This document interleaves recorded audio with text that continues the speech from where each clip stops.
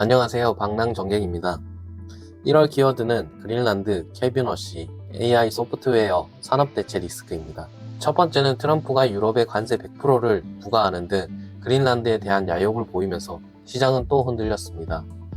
나토 사무총장과 생산적인 회담을 가지며 관세를 취소하는 등 일단락되기는 했지만 트럼프의 행보가 언제 어떻게 바뀔지 모르는 상황입니다. 두 번째는 트럼프가 차기 연준 의장으로 케빈 워시 전 연준 의사를 지명하면서 시장이 흔들렸습니다. 워시는 현 파월 의장보다 금리 인하에 긍정적이지만 양적 완화에 대해서는 부정적인 모습을 보여 시장이 충격을 받았습니다.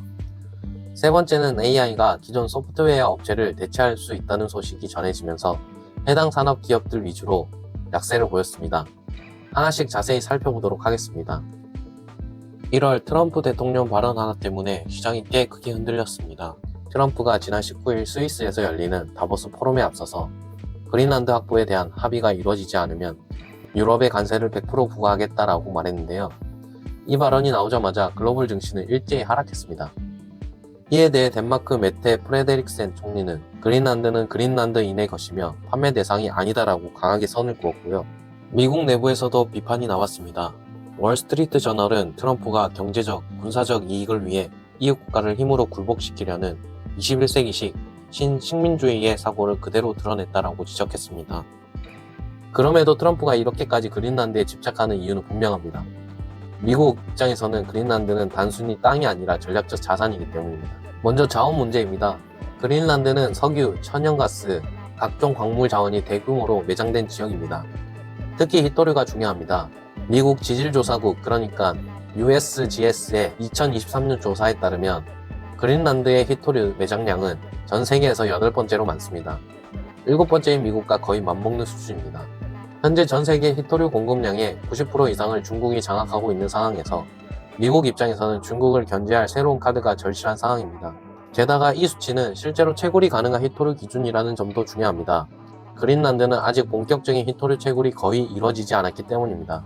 잠재력이 굉장히 크다는 평가를 받고 있습니다. 실제로 지난해에는 미국 정부 관계자들이 그린란드 히토류 개발 회사에 접근해서 이 프로젝트를 중국과 연계된 기업에 넘기지 말라는 압박을 넣었다는 보도가 나왔습니다. 다음은 북극 항로입니다.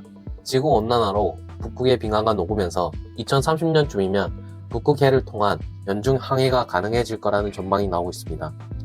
여기에 최근 수에즈 운하와 파나마 운하가 전쟁과 기후 문제로 자주 막히는 상황도 겹치면서 대한항로로 북극 항로가 주목받고 있습니다. 북극 항로를 이용하면 부산에서 네덜란드 로테르담까지 이동할 때 기존 수에즈 운하를 지나는 것보다 거리와 시간이 약 30% 이상 줄어듭니다. 운항 일수는 40일에서 30일로 줄어들고 물류 비용도 크게 절감됩니다. 미국 입장에서는 안보뿐 아니라 돈이 되는 길인 거죠. 마지막으로 군사적 요충지입니다. 그린란드는 지리적으로 북미와 유럽을 잇는 북극권의 핵심 위치에 있습니다. 특히 그린란드, 아이슬란드, 영국을 잇는 GIUK 갭은 러시아 북방 함대의 움직임을 감시하는데 굉장히 중요한 지역입니다.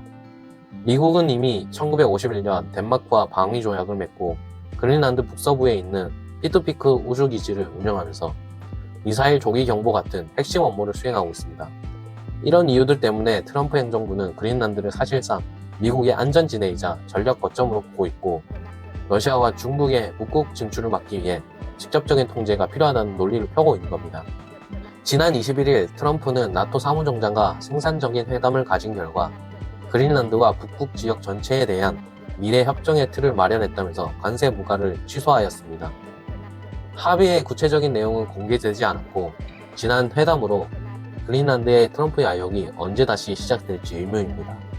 이 와중에 또 하나의 충격이 시장을 덮쳤습니다. 바로 차기 연준 의장의 후보로 케빈 워시 전 연준 의사가 지명됐다는 소식입니다. 뉴욕 증시는 이 소식이 전해진 뒤 하락 마감했습니다. 워시는 친트럼프 성향 인사로 분류되지만 그렇다고 트럼프가 원하는 만큼 마구 금리를 내릴 인물은 아니라는 평가가 나옵니다. 그 이유는 워시가 돈 푸는 정책, 즉 양적 완화에 매우 부정적인 인물이기 때문입니다. 워시는 금리는 내릴 수 있지만 시중에 풀린 돈은 줄여야 한다, 이런 입장을 갖고 있습니다. 문제는 이게 시장에선 유동성이 줄어든다는 의미로 받아들여진다는 점입니다. 돈이 빠지면 자산 시장은 충격을 받을 수밖에 없습니다. 이 여파는 한국 증시에도 그대로 전해졌습니다.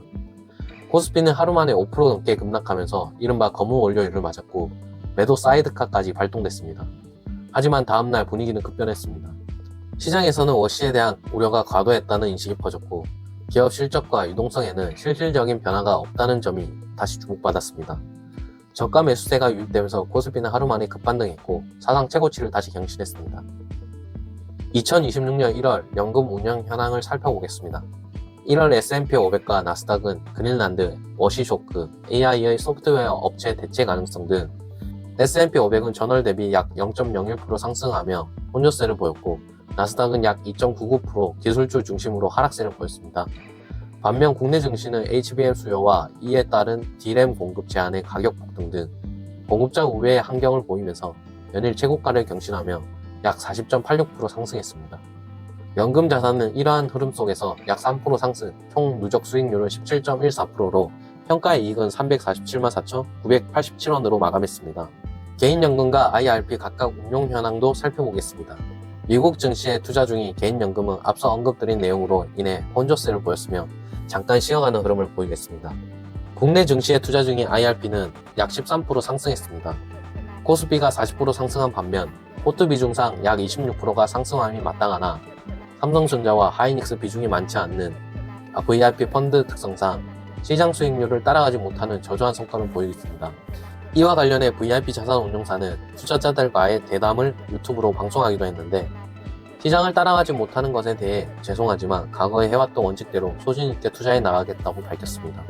다른 투자자들이 이에 대해 실망감을 감추지 못하고 환매할 수도 있겠지만 이러한 투자 원칙을 바라고 투자했던 저로서는 수익률이 다소 아쉽긴 하지만 VIP 자산 운용에 대한 믿음이 더 확실해진 계기가 되기도 했습니다.